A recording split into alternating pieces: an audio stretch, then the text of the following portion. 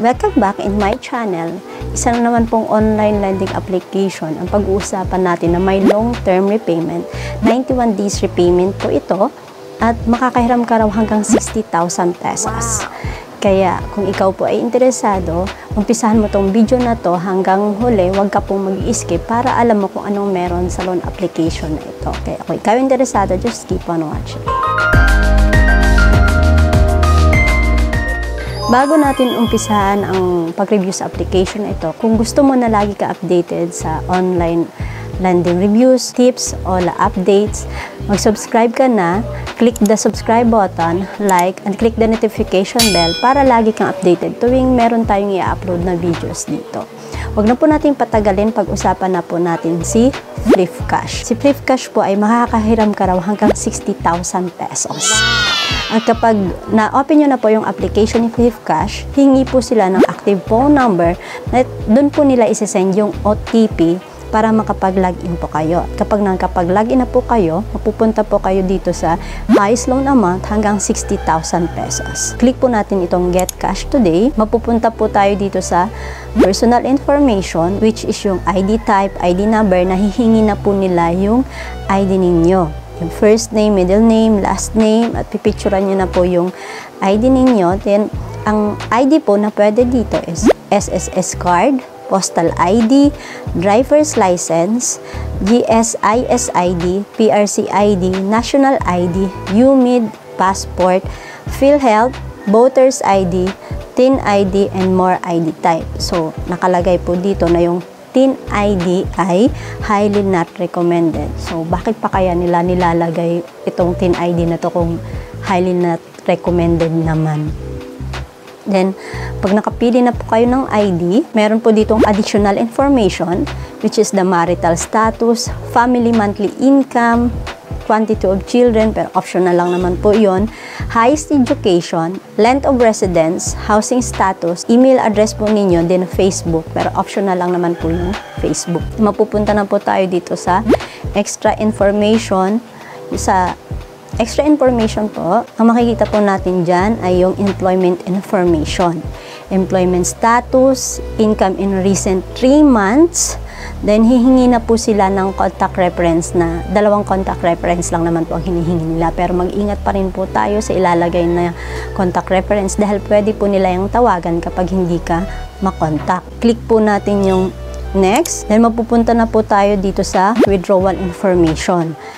Withdrawal channel at hingi po sila ng email address. So dito po sa withdrawal channel kung saan nyo po gustong i-disburse yung loan nyo.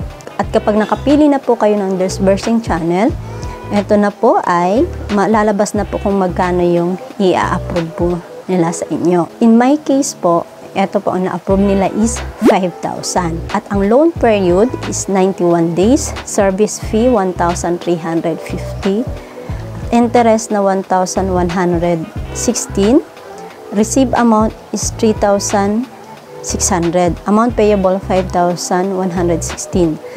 So, doon sa 5,000, 3,600 lang po ang matatanggap ninyo. May service fee na 1,315. So, kung okay po kayo dyan, kailangan nyo daw po mag-selfie para ma-verify daw nila na ikaw talaga yung nag-loan sa kanila.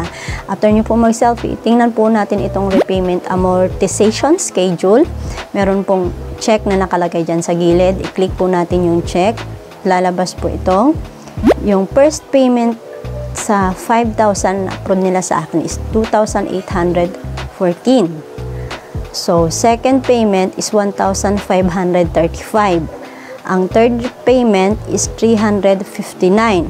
At ang fourth and sixth payment is 103. At ang last payment, 7th payment is 99. So, simula po December hanggang March. So, 91 days repayment nga po talaga sila.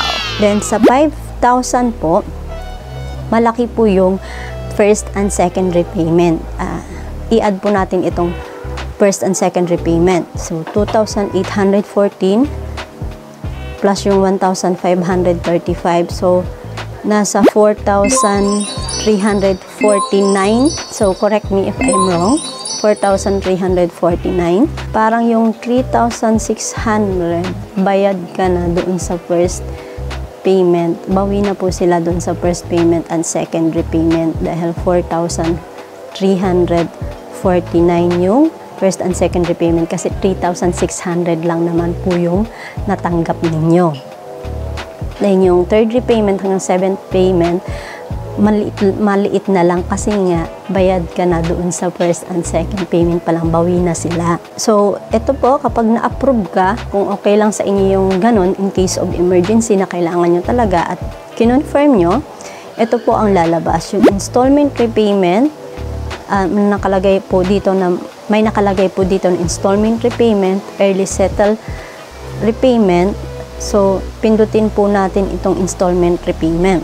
At ang lalabas po na first na babayaran nyo is 2,826